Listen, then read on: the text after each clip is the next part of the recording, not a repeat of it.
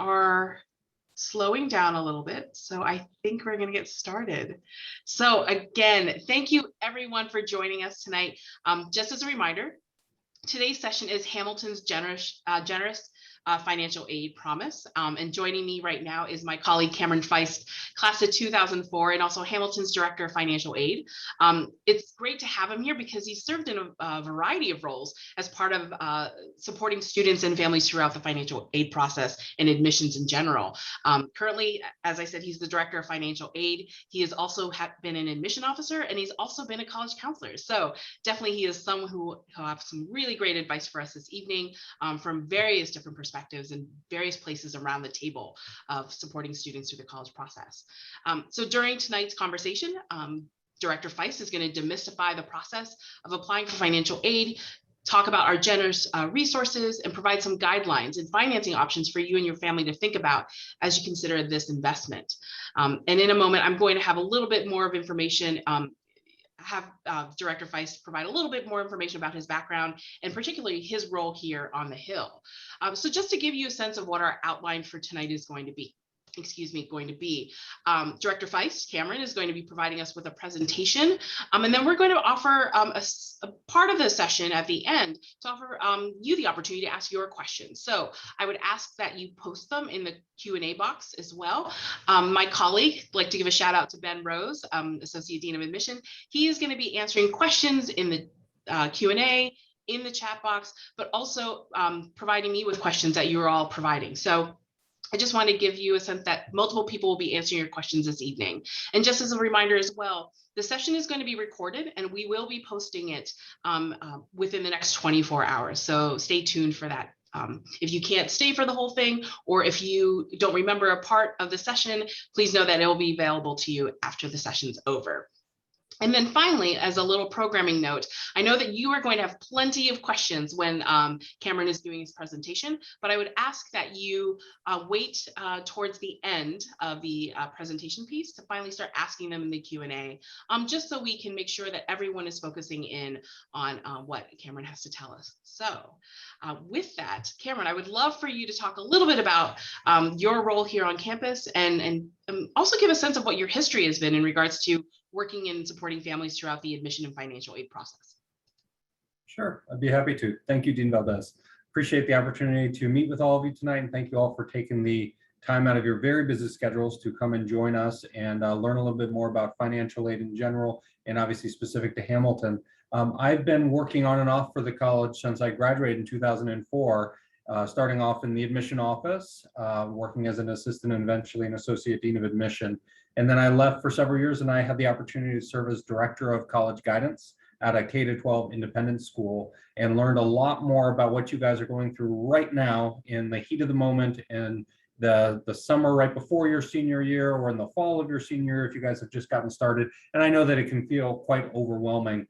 And with a lot of that in mind, I had the opportunity to return to Hamilton to serve in my current role and support students through the financial aid process, which for many students and families can feel like an opaque process filled with acronyms, very hard to understand. And it's always been my goal and a shared goal within our division and certainly within the financial aid office to help make this process as transparent and not intimidating as possible. So with that, I thought I would just jump into our agenda for today. So it's a pretty basic agenda, and I'm going to leave plenty of time at the end for questions. It is important to understand the terminology and language that is used around financial aid, particularly if you're going through this for the first time. But regardless, it's good to have a refresher course on the language that is used within the financial aid world. We're going to talk about how colleges determine financial aid eligibility and understand a little bit more about what an aid award or offer of financial assistance is going to look like. We're going to talk in some detail about two of the main driving application forms in this process, the Fafsa, which is the free application for federal student aid, and the Css Profile. I'm going to give some general advice here, and then we'll open it up to questions because my time really tonight is about answering your questions and helping make this process as easy to understand as possible. So let's jump right into the first Word of the night, and I mentioned in the beginning that this is an acronym dense field, and it all starts with EFC, or the expected family contribution. And when colleges are calculating the expected family contribution, we're doing so from multiple sources. And places like Hamilton are going to collect the Fafsa, again, the free application for federal student aid, the Css Profile, which stands for the College Scholarship Service Profile. And in some cases, we're going to collect tax information to certify and verify the information that is entered on the Fafsa and the Css Profile. From that, we're going to calculate two pieces of the family contribution. One is the student piece and the other is the parent piece. It's really important to note that students, even if you haven't worked before or haven't been saving birthday money, anything like that over the years, most colleges, and Hamilton's included in this, do have an expectation that you're going to contribute to your family contribution at a minimum from summer work. So that'd be the summer before you matriculate as first-year students. What goes into the math is pretty straightforward, and most of you can probably guess it. We're obviously taking into consideration families' income as a household. We're also looking at household savings or assets. The other big driver, which most families don't necessarily think about when they start the process, is the number of children that the household is supporting simultaneously in college. That's a big deal to us when we're calculating that parent portion of the family contribution, because it's different if that parent is only supporting one child in college versus 2, 3, or more children in college at the same time. The next foundational acronym here is COA, or cost of attendance. And it's comprised of what I would call the obvious stuff, the stuff that's going to show up in your bill, things like tuition, room, board. And for those of you who don't know what board is, that's the meal plan, student activity fee, and in some cases, if students require it, a health insurance charge. And then we're going to add that to the indirect costs. So these are the things that are what I'd call necessary to get your college education, but aren't necessarily going to show up on a bill anywhere. So we have an estimate in the cost of attendance for books and supplies. We have an estimate for travel. We even have an estimate in there for miscellaneous personal expenses. And those two things combined add up to the cost of attendance. So it's really important as you start this process to understand that the cost of attendance is more than billable costs, and it needs to be, because your educational costs in college are going to exceed what shows up on the bill. So colleges like Hamilton are very proud of the fact that we meet 100% of demonstrated need. And when we're talking about meeting 100% of demonstrated need, what we're talking about is a very simple math problem, which is we take that COA, or the cost of attendance, and we subtract from it the expected family contribution, and the difference is your demonstrated financial need. And if you were to come to Hamilton, you would receive an award that would add up to 100% of your demonstrated need. And that's what it's called when folks talk about either meeting 100% of need or meeting full need. Those are synonyms. A lot of schools don't have the resources to do that. So you may see something like this, a school that's saying, we can meet maybe 90% of your demonstrated need. And what they've done there is they have done something called gapping. That there's a gap between your need and the aid that has been offered to you. You don't need to worry about that happening at Hamilton. We don't gap. Again, we meet 100% of demonstrated need by this fairly simple calculation of COA less EFC equals need. Again, cost of attendance less family contribution equals the demonstrated need. So if we just extend this a little bit further into what this particular student would look like if they were fortunate enough to gain admission to Hamilton, in this example, the student received a Hamilton scholarship of $59,500. They would receive a work study expectation of $2,000. And if they are a domestic student, they would receive a loan expectation of $3,500. All of that aid adds up to the $65,000. And as you can see, as you're going through that, the majority of the aid that is offered from Hamilton is going to be that scholarship aid. That is what I call the free money bucket.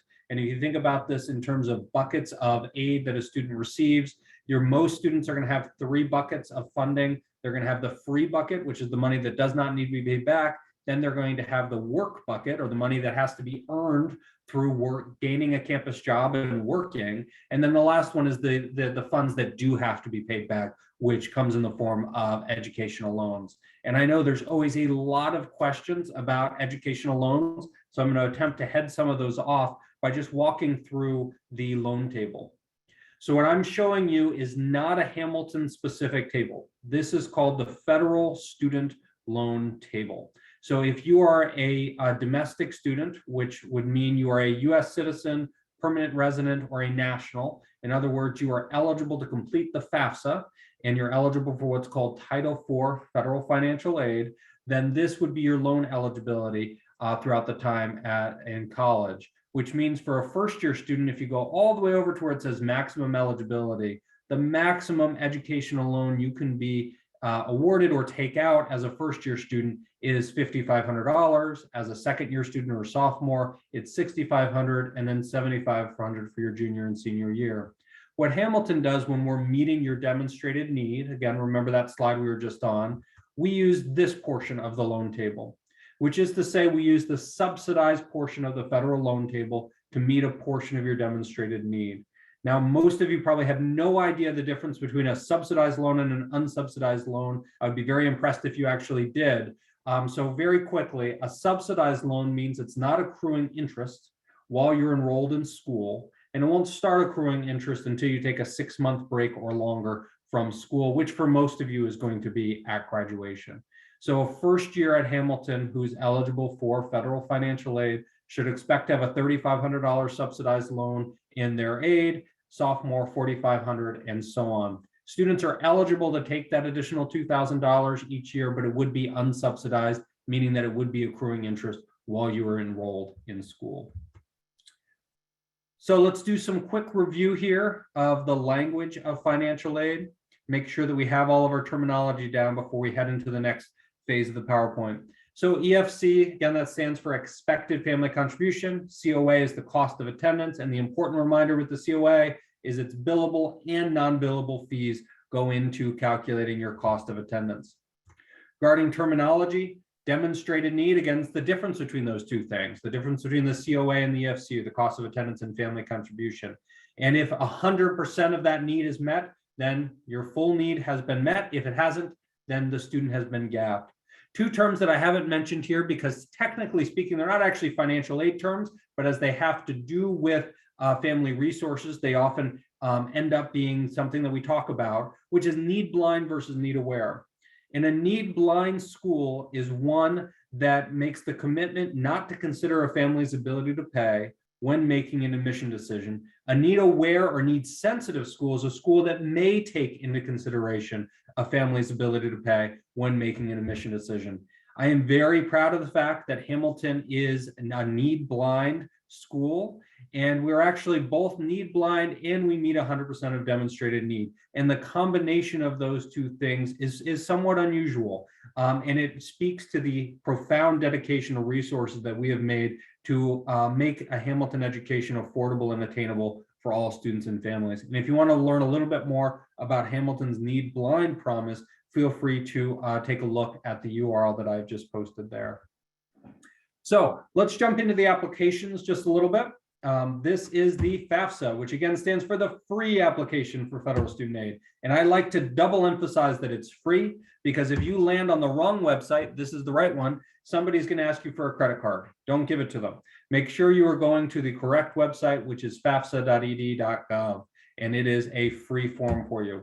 It can be completed on or after October 1st. That is when it gets turned on for the year. So the exciting part there, and I am probably the only one who finds financial aid as exciting as I do, but the exciting news there is October 1 tends to be well in advance of most admission application deadlines. So you can get this out of the way before you actually start applying to college if you so choose to.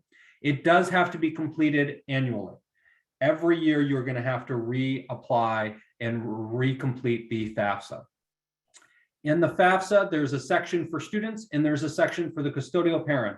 The federal government only wants to hear from the custodial parent, and it's actually the custodial parent household. So if your parents are divorced, separated, or never married, whomever your custodial parent is, and if you're not sure who that is, you have to figure out who has more custody of you throughout the year. In a 365-day calendar year, you need to figure out who gets that extra day if it is a straight 50-50 split.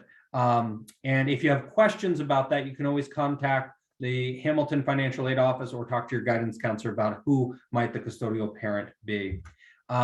I'm very happy that a couple years ago, they developed an app for the Fafsa, which is how many students now choose to do it. And you can do that on your iPhone or on your tablet.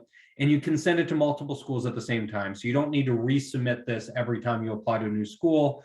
Similar to if any of you are sending standardized testing scores off, you can send it to many schools at the same time. A couple more tidbits about the Fafsa. It's used to determine your aid eligibility for all of these things, which are basically the federal aid programs or Title IV aid programs. The big one that it determines your eligibility for is the federal Pell grant. And you'll actually have a pretty good sense of this right after you complete the Fafsa, because you are going to get an email that's going to be kicked off to you that, again, is going to have an acronym on it. It's going to have SAR, or the SAR report, which stands for the Student Aid Report. And on that, it's going to provide for you your federal expected family contribution. And it will indicate whether or not, based on your submission of the Fafsa, their initial calculations have determined you're eligible for a Pell grant. It's important to note that even though the FAFSA produces something they call an EFC, or expected family contribution, and private colleges like Hamilton produce our own, those things aren't necessarily the same. Remember, the FAFSA is just determining aid eligibility for federal aid resources. Institutions like Hamilton are determining aid eligibility for our own resources. When you're completing the FAFSA, you're going to have the opportunity to do something called utilize the IRS data retrieval tool. It's a terrible name, and I'm sorry for that. But I do recommend that you do it if your parents are eligible to do it. And what it does is it connects your FAFSA right to your parents' filed taxes, and it will lift a bunch of the information directly from their filed tax return right over to the FAFSA, and it's going to make it a lot easier for you and for them to complete. It's only going to lift information from the federal return. It does not lift any information from W-2s or 1099s. So for instance, for you parents out there who are paying very close attention, if you are taking a voluntary deduction from your income on a pre-tax basis to do something like contribute towards retirement or contribute to a health savings plan, those sorts of things, the FAFSA does require you to report those as untaxed sources of income when you're completing it, and the IRS data retrieval tool will not do that for you. However, if you go through this process and use the IRS data retrieval tool, in addition to making the process faster for you, it will also mitigate the likelihood that you're going to be selected for something called federal verification. And federal verification is a flag that's assigned to your record, and about a third of students who apply for financial aid are going to get selected for this randomly. And it will say to the colleges, we need to verify some additional element of your FAFSA, and we'll reach out directly to you and walk you through that process. It's probably a lot scarier in sounding than it really is. We'll hold your hand through the process, and 9 times out of 10, we already have the documentation on file. But if you complete the IRS data retrieval tool, it will limit the likelihood that you're actually selected for that process. Okay, so now let's move on to the CSS Profile, which again stands for the College Scholarship Service Profile. You do not need to remember that acronym. Similar to the FAFSA, it becomes available on or after October 1. So again, the good news here is that you can start this process really early on. There is a fee for this one, but waivers are available. When you complete the profile, you may be automatically kicked a fee waiver based on the information that you have submitted. If not, and if it is cost prohibitive for you and your family, you can reach out to colleges directly to request a fee waiver. This, unlike the FAFSA, this can be completed by US citizens and non-US citizens. So virtually everybody has the opportunity to complete the CSS profile. Similar to the FAFSA, it does have to be completed every year.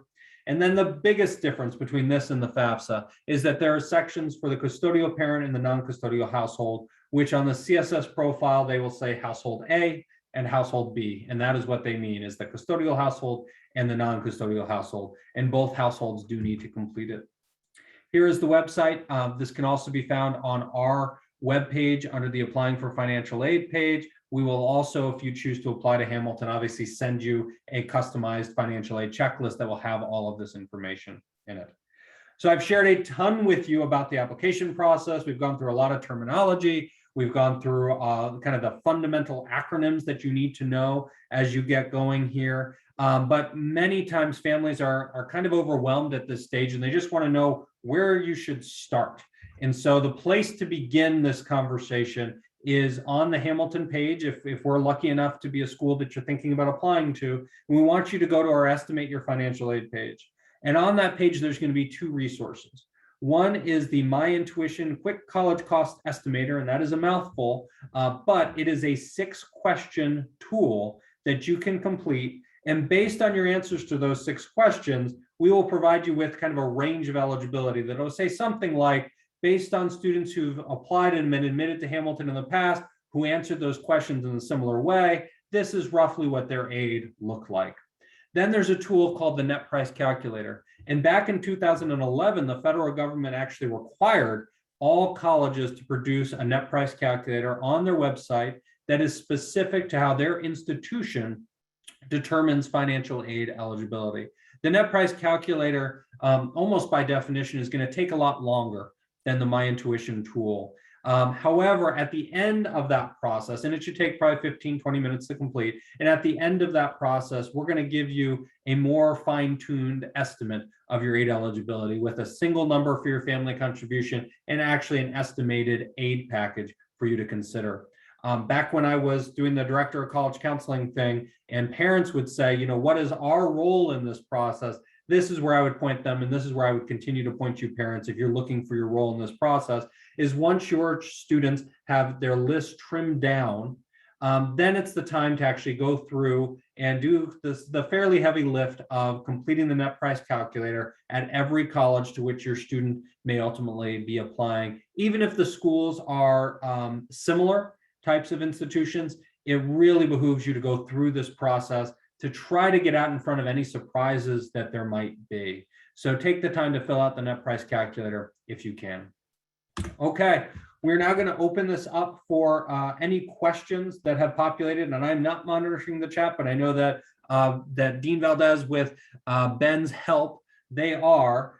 So feel free to send any questions that you have my way. If you would rather talk specifically offline, you can always reach out to me directly, and my contact information is on the screen in front of you. Peaches, what do we have? Sure. Thank you so much, Cameron. I always feel like I learn something more every single time I see this presentation, so I appreciate that. And I'm certain that the families are getting a lot of information and hopefully taking notes during this process. So we definitely had a lot of questions, and Ben is he's answering tons of questions in the Q&A, but I do have some to ask you. So the first question is health insurance included in the financial aid package? That's a really good question. So initially, the answer to that question is no, because we do not know at the time of admission whether or not a student is going to require health insurance. So if a student is going to require health insurance, we typically learn about that over the summer. And students go through a health insurance process where they can opt into the health insurance, or they can request a waiver. And the waiver process does take a little bit of time, and we actually hire a third-party company to basically determine if a student has adequate health insurance to provide them with healthcare coverage in our area, because they may have great health insurance in California, but it may not be that great in our part of New York State. So once that process concludes, we then receive a list from the healthcare company of students who are going to be charged for the health insurance process. And we then determine if there's an opportunity for us to help offset some of that cost for the financial aid recipients who require health insurance. So we're looking to make that process earlier and earlier every year in the process, because we understand that student health insurance is necessary and it can be costly depending on the plan. So it is ultimately we help support the cost for students, but not at the point of admission, because we're not aware at the point of admission as to who requires the health insurance. Perfect. Thank you. The next is a two-part question. Will EFC take into account other siblings in private school as well as college? And we'll start with that one first. Sure. Really good question. And it's a good question to ask at every college to which you're ultimately going to be applying, because every school has kind of granular rules to determine their institutional family contribution. So at Hamilton and on the Fafsa, private secondary school educational costs are not taken into consideration when we are calculating the expected family contribution, with the exception as to when it is medically necessary. And if we have supporting documentation from a physician or therapist or somebody like that that says that this child needs to go to private secondary school, then that cost may be taken into consideration, but we would have to have another conversation with you. Okay. And then the second part of this question would be, how about in regards to ongoing and significant healthcare costs? Is that taken into consideration as well? Another really good question. So it's taken into consideration in a couple of ways. One, on parents' tax returns, they're often allowed to disclose what their healthcare costs are and be given some benefit when it comes to their tax obligation. However, for extraordinary health costs, particularly ones that have happened recently, so it hasn't caught up to your tax return, we want to hear from you. And we do have a process for any unexpected costs or unexpected losses of resources that families incur. We work with them one-on-one through a process to try to determine if we can make Hamilton an affordable option for them. Okay. So how is Hamilton's generous financial aid promise different from other colleges, different than other colleges' promises? Good question. So from other colleges in general, we'll start there. Hamilton does not offer merit scholarships.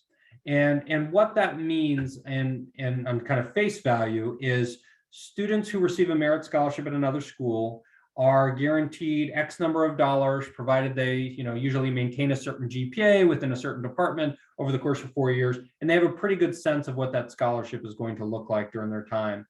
In a completely need-based aid environment, we have the opportunity to respond to families annually to make sure that we're continuing to provide the necessary support that they need for the duration of their time here. And that means that you don't necessarily know on your way in what things are going to look like over the course of 4 years. But if your family doesn't experience major life changes during your time here, you would expect that your family contribution would maintain very consistent across those 4 years. And the only thing that would change would be that loan following that loan table that I walked through earlier. But our ability to respond pretty generously to students and families throughout their time when they're going through the reapplication process, but also when life happens and when they experience a financial hardship, that's unusual. And we are incredibly responsive. And it'll probably not surprise anybody watching this tonight for me to say that during this, global pandemic that we've been in, many families are suffering financially in addition to suffering in other ways. And we're working with them virtually every day since the pandemic began to try to ensure that we're continuing to support the educational costs to the best of our ability. So I would say our ability to offer both generous resources and have a highly personalized approach to responding to students and families kind of where they are is probably what makes us different than most other places. That's actually, we actually received a question, and I'm glad that you mentioned the personalization and the attention to detail regarding each case, because we had a question saying, is there any human involvement in the creation of the financial aid package? Or is it all done by an algorithm? I think, it's, we're showing the wizard a little bit in the sense of the work that we do. And so we get that question in mission all the time, like, is this an algorithm that makes a decision of who's admitted? Right. And so same question for you. Is there a robot or an algorithm behind the computer screen making financial aid packages? Sure. I haven't received that question actually, and I love it. It's a great question. It's a great question. The answer is yes and no. And so the yes part is we utilize technology to make sure that we're not making basic computational errors during this process.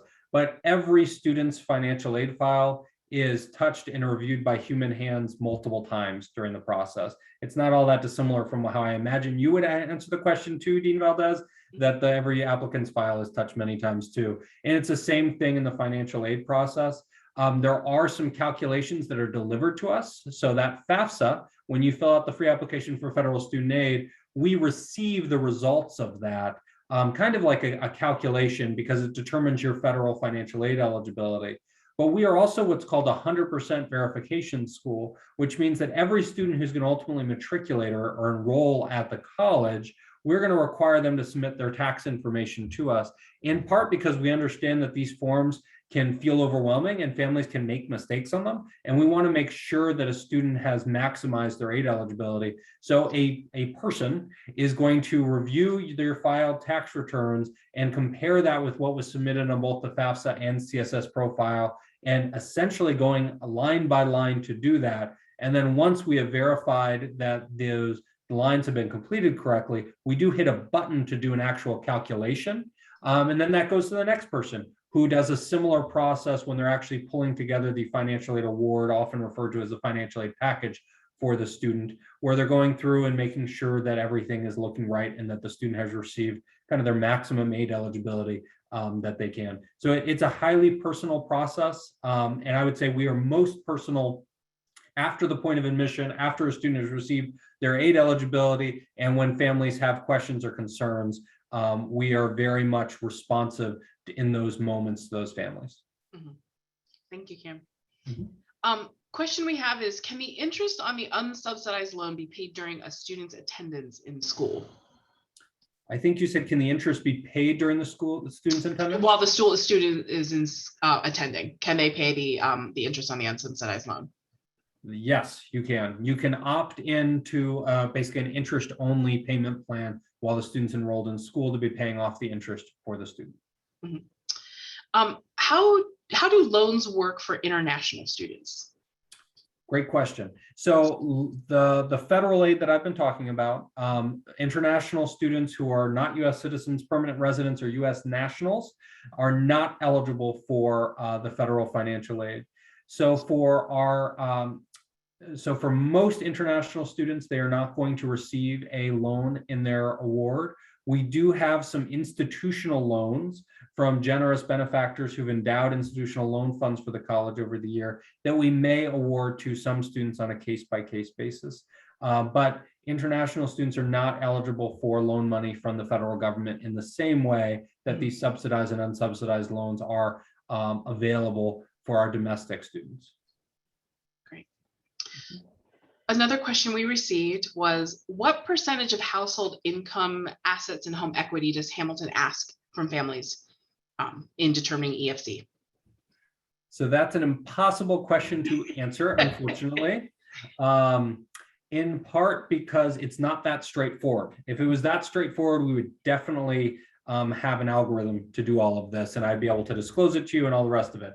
What I would encourage you to do is to use the net price calculator, because the net price calculator has a lot of the nuance is built into the calculations. And what I mean by that is there are a lot of protection allowances that go into our assumption of contribution for a household. For instance, the age of the older parent, there's a protection allowance basically as that parent gets closer and closer to retirement age. The state income tax bracket that they are applying from, there's a protection allowance there. The number of members of household, basically at the larger your household is, the more mouths to feed there are, and we have to protect a larger portion of those resources. So it's not straightforward in that vein, but we have put a ton of work into our net price calculator to try to help families determine now what it's going to look like for them based on their unique circumstances. And actually, this is a follow-up question regarding specifically the net price calculator. How accurate is it in estimating a financial award letter? Yep. So it is a very accurate tool for many families, provided the information is entered accurately. And I would say 9 times out of 10, when I hear from a family who is expressing some concern over the results of the net price calculator, typically an error has been made, and it's a human process, and we understand that errors are made, especially if you haven't filled out financial aid forms before. This should be a first for many of you who are watching this now. However, if it's filled out accurately, it tends to be a pretty accurate tool. The exception to that are for parents who are divorced, separated, or never married. And unfortunately, the net price calculator is not a great resource for those families unless both households are willing to complete the net price calculator independent from one another and then share results. And the combined parent contribution calculation between those two households from the net price calculator will be pretty close to reality. But for families who are from a single household and don't own some big elaborate business or anything like that and fill it out accurately, it's a pretty accurate tool for you as you go through this process. And obviously, if you have any questions as you're filling out the net price calculator, you can always reach out to us, and we're happy to answer any questions and be as helpful as we can be. Great, thank you. Are there any considerations for a non-custodial parent who refuses to fill out the CSS profile? So this is a sad reality in our process, and we work with many families for a variety of circumstances where a parent is not willing to complete forms. We do have a waiver process. We need third-party certifying documentation to waive a parent's requirement to complete, in this case, a non-custodial parent household.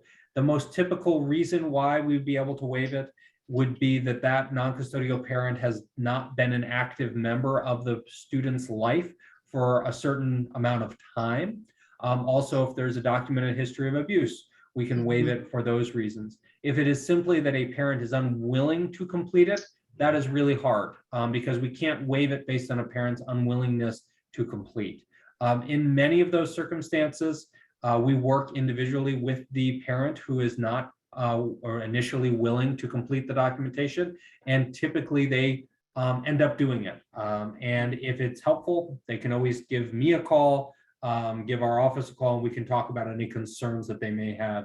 Typically, the concern is that we are going to share information between households, meaning that we are going to collect their tax information and then share it with the other household or vice versa. And obviously, we do not do that. Any financial information that's disclosed to us is considered confidential and is kept completely secure. But obviously, if students and families have concerns about this, please feel free to reach out to me and I will advise you as best as I can. Your high school guidance counselor is also another really good resource here because they've had this type of conversation many times before as well. Will the CSS profile fee be charged based on the number of colleges applied to? Yes, there is a fee for every college that the student applies to. Okay, great. And so we've also had a couple questions regarding the 401k or retirement plans and how would that impact a student's financial aid package? Yep. So when it comes to retirement, and this is with an earlier question that was getting into, secondary school educational costs. This is another one that we're getting into the weeds a little bit, which I love, but make sure to ask this question at every school to which you're thinking about applying. So at Hamilton, we completely ignore or protect anything that has been set aside already in a retirement savings account, whether that's a 401k or 403b, IRA, whatever it might be. We ignore that as an available resource available in support of a student's educational costs.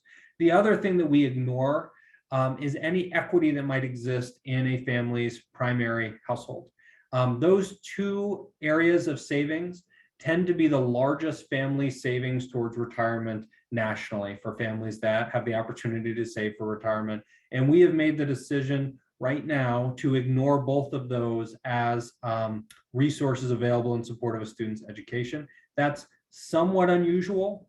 So it's a good question to ask at other schools. And again, if you fill out the net price calculator at all of these colleges, you're gonna have a pretty good sense based on the questions that are being asked as to what is going into the computation. Mm-hmm. And is this process applicable to those who are self-employed and therefore self-fund their own health insurance and own personal retirement, so they don't have a 401k? This is unfortunately one of those it depends answers, and I would say reach out to us directly and we can have the conversation with you. We're obviously really accustomed to reviewing business taxes with families, and all I can say is that our lens during this process is we're trying to determine what is a reasonable amount that we can expect a household or two households to be contributing towards a student's educational costs, and how can we make this as affordable as possible for a student and family. But it depends a little bit on what's going on with the business. Okay. We had another question from a parent who is still paying their own graduate school loans. Is this taken into consideration as well? Unfortunately, that's not taken into consideration. With certain exceptions at most colleges, the exceptions would be if you were recently required by your employer to go back to graduate school and you had to fund a portion of that graduate education, but it was essentially a mandate for your employment, then we may be able to take some of those educational costs into consideration. But otherwise, it is typically not taken into consideration. Okay, thank you. We had a question in the chat. We have a family who has an oldest child applying to college this year, and they have a 529 account for younger siblings as well. Do all three 529 accounts factor into the analysis of determining need, or just the account naming the current applicant as the beneficiary? So I can tell you what we do institutionally, and I'm a little fuzzy. I'm trying to remember how the question is asked on the FAFSA federally. The FAFSA may ask for the lump sum amount of all 529 plans. Institutionally, we only care about the portion of that 529 that is set aside for the student who is coming to our college. This is something that we end up working with many families on after they gain admission to the college, particularly if they have concern over their family contribution calculation. And we learn through that process that they have reported other siblings 529 process, other siblings 529 plans, and we have a process that we will walk them through to remove those from our calculation so that we're only considering the 529 in support of the student who's coming to Hamilton. Thank you. So we had a question about the average student debt for students. Is there a different average between those students who are on aid versus not on aid, or is it just we provided just one single number? Another question I've never been asked before, and I love it. So we are required to report on any educational debt that was taken out by any of our students, regardless of whether or not they received financial aid while they were enrolled at Hamilton. Our average for a class who's graduated over the past, I think, 5 years, has ranged between $16,500 as a class average. And again, that's only of students who had educational loan debts. We don't have a bunch of zeros factoring in there. We've had a range between $16,500 and $21,500 as average class debt averages. I'll also take the opportunity to mention that when you're thinking about average indebtedness, it's also important to consider the average default rate for a school, because all colleges have to report out on default rates. And the default rate, for those of you who are not aware, are basically the percentage of students who are unable to pay back their educational loans. The national default rate usually hovers around 11%. Hamilton's current default rate is 0.4%, which represents one student, and that student is actually no longer in default, but we have to report them out in our default rate. And last year, we are very proud that we had 0% of our students in default. And the reason I provide that as context to the loan question is really twofold. One, I think we work pretty hard to ensure that students are graduating with a manageable educational loan debt. And two, I think this speaks to the quality of their Hamilton education, that they're able to graduate and find gainful employment and pay back their educational loans, both because they're manageable and because they're able to find good paying jobs once they leave here. Great. Another question we received was, how many years of tax returns are typically required? And so for those applying to enter in 2022, 2023, which year would they have to submit their tax returns? What year of the tax returns would they submit? Just 1 year every year. And so the federal government a few years ago moved to something called prior year for looking at which income tax year to consider for federal financial aid eligibility. And as a consequence, we're required to do the same institutionally. So we are going to be using your family's 2020 tax information to determine aid eligibility for the 22 fall. Had to get all those numbers out. And we're only going to require that one tax year unless something bizarre is happening. I shouldn't say bizarre, unless something unusual has happened.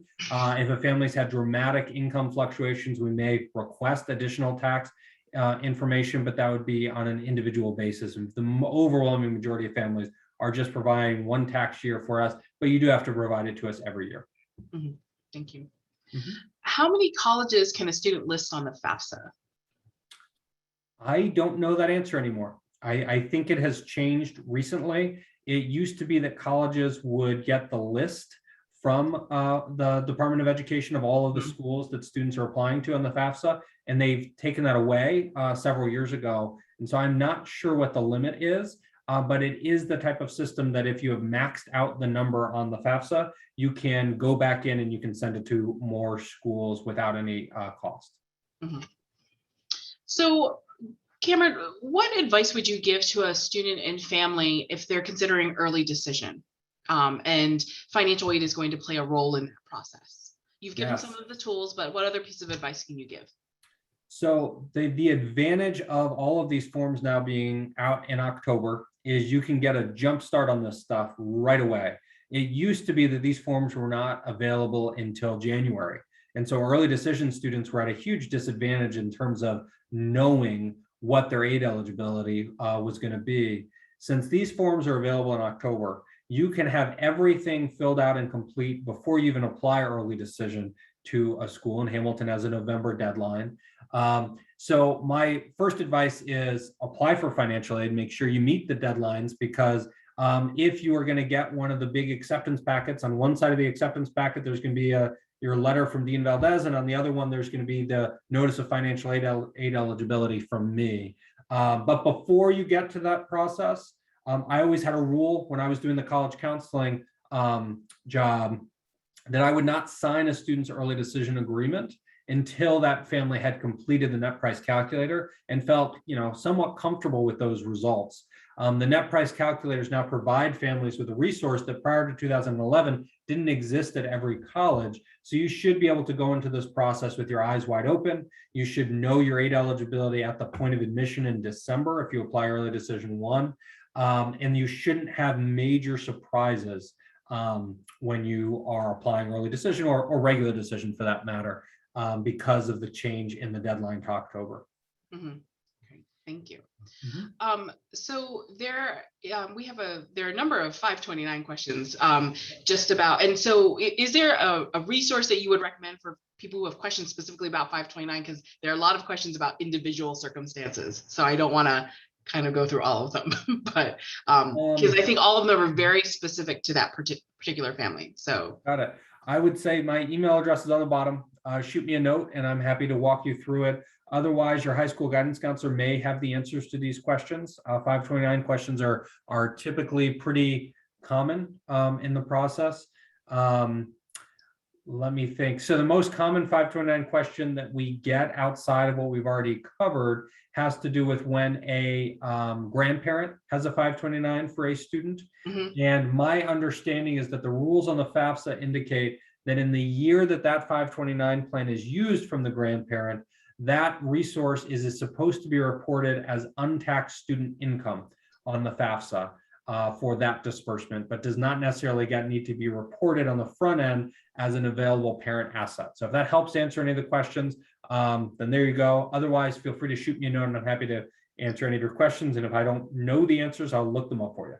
Actually, one of the questions was specifically about a grandparent. So, okay, there you go. Hopefully that answered that family's question. Sure. So interesting question is, does this process allow you to see which other schools a student would be applying to? The financial aid process does not. No. And I think I might have mentioned that tangentially when we were talking about the number of schools that you can apply through the FAFSA. We do not receive a list from the FAFSA or from College Board of the other colleges that you are applying to. Okay. And I think, Cameron, you mentioned this, you went into this a little bit in regards to kind of non-custodial parents, but can you talk a little bit about how the impact of a parent has remarried? How is that taken into consideration in this process? Yeah, and that's a large part why we now refer to this as household A and household B, because parents remarry. And when we are looking at resources, let's start with the FAFSA. When the FAFSA is looking at the custodial household, they're really looking at the household A. And so if your custodial parent has remarried, then the new step parent information does need to be reported on the FAFSA. On the CSS profile, it is the same thing. They're looking at household A. So a remarried custodial parent needs to disclose all the financial information associated with that step parent. And it would be the same thing with household B. So if the non-custodial parent has remarried, all that information would need to be reported as well. Great. Let's see. So, sorry. I think, Cameron, one of your roles is, of course, as the Director of Financial Aid, but you're also the Associate Vice President for Enrollment Management. So you're not thinking just about the student in terms of the incoming first-year student at the time of admission. You're thinking about students and supporting students through resources throughout their entire 4 years on campus. And so we have a question about, what percentage of the Hamilton student body is employed with a work-study job during the academic year? And so I think from your other hat on campus, would you be able to provide some additional information about that? Sure. So it's usually 700 to 800 students at any given point have a campus job. So we could do some quick math there. We have about 2,000 students, but work study positions on campus. Well, let me back up. We have a student employment office on campus, and they manage the employment of all of our students. It is not managed through the financial aid office, which is how kind of back in the day, all student employment was managed out of a financial aid office. What that means is a couple things. One, it means that campus jobs are not limited just to students who have work study in their financial aid. The second thing, and I think it's kind of neat, is we have created an environment where students will see basically a job board. It looks like any other kind of online job board. I know that admission post jobs there, financial aid post jobs there, everybody on campus post jobs there for students. Students go out there, they see what sounds interesting to them, and then they apply for those positions. They might be invited to submit a resume. It's frankly our excuse that if you've never created a resume before, we get you over to the Career Center so you can start to develop a relationship there and build your first resume. You may be invited to interview in person for one of these positions. If you've never interviewed for a job before, this is great experience because frankly, we have more jobs than we have students to go around on this campus. So if you apply for enough jobs, you are going to secure a position. But what we are doing is we're providing a really safe environment for many students to go through their very first job search on our campus. And in point of fact, this week, we are having a student employment job fair on campus. This is the first full week of classes on campus, and the student employment office on Thursday is hosting a job fair for anybody who is thinking about employing students. It's going to be outside under one of our big tents right now, and students can come around and learn more about the positions that are available on campus. So I hope that answers the question. That's probably more than they were bargaining for when they asked the question, but it's so important to talk a little bit more than we have already about student employment, because I think it can be a really valuable aspect of a student's time on Hamilton's campus. Thank you. One of the questions we have is the net price calculator on the Hamilton site asks for the 2019 financial information. Will that be updated, or can I just enter the 2020 info to get an accurate estimate? Yes, I apologize for that. The company that is supposed to be updating that is very slow. So it should say 2020, and yes, you can just submit the correct information. The 2020 information and all the calculations behind it will produce the right results. Okay, great, thank you. So this was a question that we received earlier, was New York City disability pensions. Are they included in your FAFSA income statement? I don't want to give bad information here, so I'm going to be honest. On the FAFSA side, I don't believe so, but I'm not positive, so don't quote me on that. When you're filling out the FAFSA, it provides you a bunch of help tools to answer these types of questions, and it will be very specific to what types of resources you are disclosing there. On the profile, any sort of disability pension would be reported if it is something that is being used as income. And I think that's probably the nature of the question, is if we're taking annual pension disbursements, so to speak, are those considered? And they likely would be on the profile side, but I'm not confident they would be on the FAFSA side. but there should be a help tool when you're completing it to answer that question with more specificity than I can on the fly here. That was still good, even if it was on the fly, Cameron. So thank you. So we have a question, as the last 18 months or so have been completely unprecedented. Families have been impacted, countries have been impacted. And so one question that we had was, does Hamilton take into consideration challenges a country is facing, for example, an economic crisis? As you know, I'm assuming this is coming from an international student who is just wondering about how this will impact his or her financial aid. Sure. So first, I have to echo your sentiments that it's been a rough go for a lot of families, Hamilton families and other families. And I want to reiterate that we're here to work with students and families where they are. To this very specific question, typically the way that an economic downturn is taken into consideration is with respect to the financial resources that families are disclosing, which is to say that a student coming from a country that is going through some sort of financial upheaval typically has fewer resources as a consequence of that. And so there isn't a need for us to take the conversation any further than an evaluation of the resources that they're disclosing. Of course, if you submit resources to us on a Monday and on Tuesday, something dramatic happens in your country, of course, we want to hear from you and see what we can do to help be responsive if it is not actually reflected on the Css profile. Great, thank you.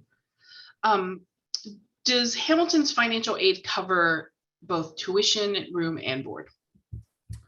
So jumping back to kind of the beginning of my presentation, where we're talking about those foundational acronyms, EFC, expected family contribution, COA, cost of attendance. When we are calculating the cost of attendance, we're adding in tuition, room, board, student activity fee, potentially health insurance.